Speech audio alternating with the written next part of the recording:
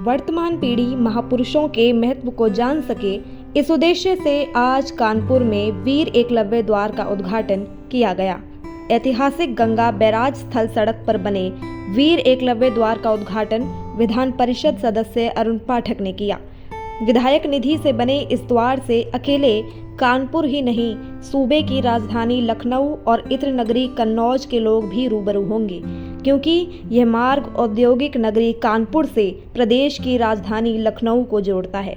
MLC Arun Pathak ने बताया कि वीर एकलव्य वो शख्सियत है जिन्होंने वीरता, निपुणता के साथ ही दान की परिभाषा को परिभाषित किया। उन्होंने कहा कि जल्द ही कानपुर महानगर में महाराणा प्रताप, पंडित अटल बिहारी वाजपेयी सहित अन्य महापुरुषों के याद द्वार बनेंगे।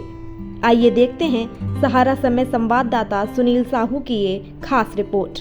आमतौर पे आपने सुना होगा सरकार जनता के द्वार या अधिकारी जनता के द्वार, लेकिन प्रदेश की योगी सरकार द्वार बनाकर जो हमारे पूर्वज हैं, जो अग्रज हैं, उनकी शख्सियत को वर्तमान पीढ़ी को बताना चाहती है। इसी कड़ी में आप कानपुर में देख सकते हैं कि वीर एकलव्य स्मृति प्रेरणा द्वार बनाया गया है। यह द्वार जो रास्ता आती है वो लखनऊ राजधानी को जोड़ती है। आप देखें नगरी राजधानी कानपुर तो लखनऊ राजधानी है और कन्नौज को भी जोड़ती है। इसका जो कार्य की हुआ है विधायक निधि से हुआ है, एमएलसी अरुण पाठक जी ने कराया। आइए उनसे जानते हैं, पाठक जी क्या उद्देश्य था इस द्वार को बनाने के पीछे?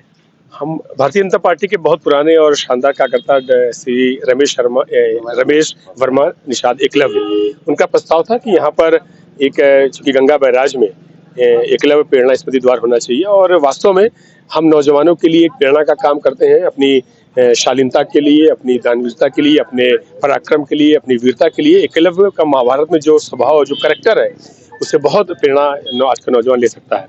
उसी के तहत आज यहाँ पर हम लोगों ने वीर एकलव्य प्रेरणा स्मृति द्वार स्थापित हुआ है। यहाँ के लोग बहुत खुश हैं। हमारे यहाँ के जो सभासद हैं, लालच भैया हैं, राजकिशोर भैया हैं, मदन भैया हैं, मनीष भैया, आप देख रहे हैं यहाँ सब प्रतिष्ठित लोग हैं हमारे। इन सभी लोगों ने, और आज हमारे जो रमेश वर्मा जी की बहन है, आज उन्होंने इसका उद्घाटन भी किया है।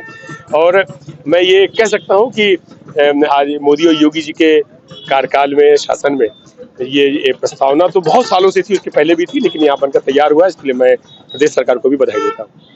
औद्योगिक नगरी कानपुर में क्या अन्य कुछ द्वार भी बनने की आगे कतार में है? क्या कुछ और भी समाज के जो लोग हैं या जो हमारे देश की कह सकते हैं जो सनातन के हिसाब से, उन लोगों के नाम से भी कुछ द्वार बनेंगे? हाँ, हमारे सिखों के गुरु तेग बहादुर के नाम से भी द्वार बनना है।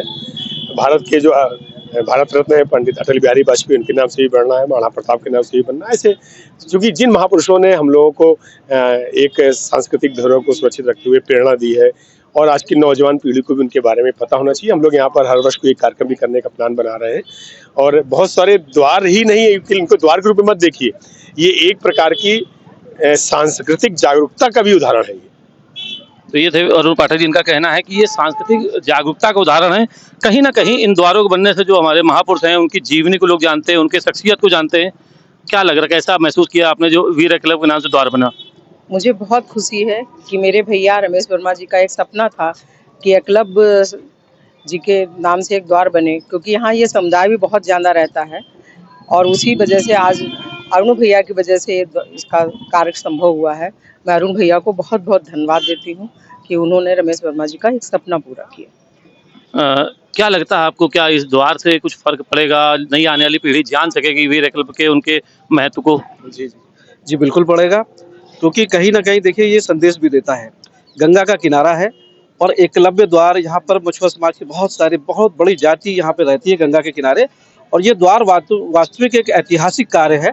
और इसमें सभी लोगों को बहुत ही खुशी है। हमारे क्षेत्र की जनता बड़ी तादाद में यहाँ पे उपस्थिति हुई है, और माननीय हमारे श्री रमेश वर्मा जी जिनका ये प्रस्ताव था, और मैं बहुत बहुत धन्यवाद देता हूँ कि उनके माध्यम से आदरणीय जो हमारे पाठक जी हैं विधायक जी, इनके माध्यम से कार्य हुआ है। बहुत ही सराहनीय कार्य है।